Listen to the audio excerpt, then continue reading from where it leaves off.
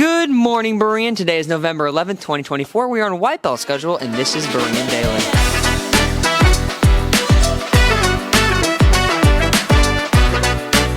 Hey Eagles, do you know about our Recycle for Change drop box located at the front of the school? This big green box makes it easy for you to donate unwanted items to people in need who are local in our area. Clothing, shoes, blankets, toys that are in nice used condition can be dropped in the receptacle. So next time you are cleaning out your room or organizing your closet, remember to bring your gently used donations with you to campus and drop them in our Recycle for Change receptacle just outside of Mrs. Tegler's and Mrs. Andrew's office. Come to the comedic 1 acts on November 15th and 16th. It Will be really entertaining and funny.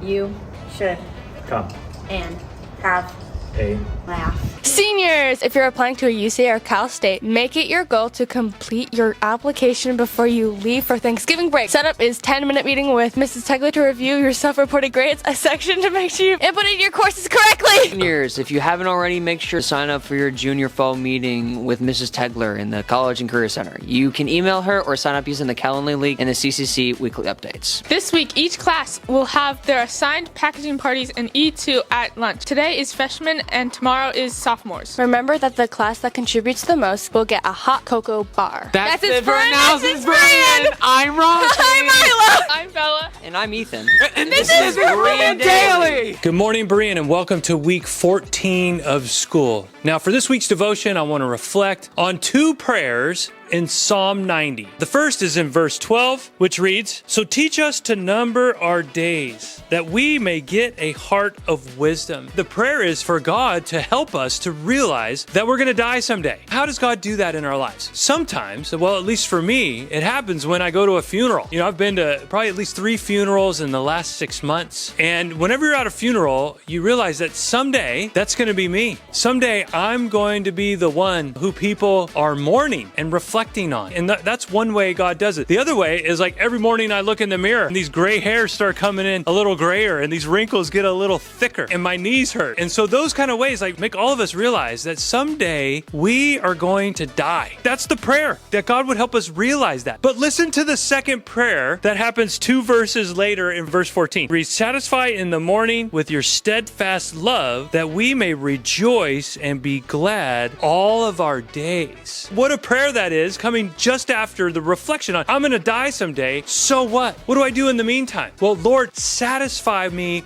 with your love. Make yourself the greatest treasure in my life. So however many days I get left here on earth, that I know that I'm loved, I know that I'm cared for, I know that Jesus died for me and gave his life for me, and that satisfies me. And it doesn't matter when that day comes. When my funeral comes around, I know that God loves me and that when I do die, that I'm going to be with him because of what Jesus Christ has done. My friends, that is what satisfies, is the knowledge that Jesus Christ has laid down his life, and because he lived, I shall live as well. Reflect on that this week, my friends, and have a good one.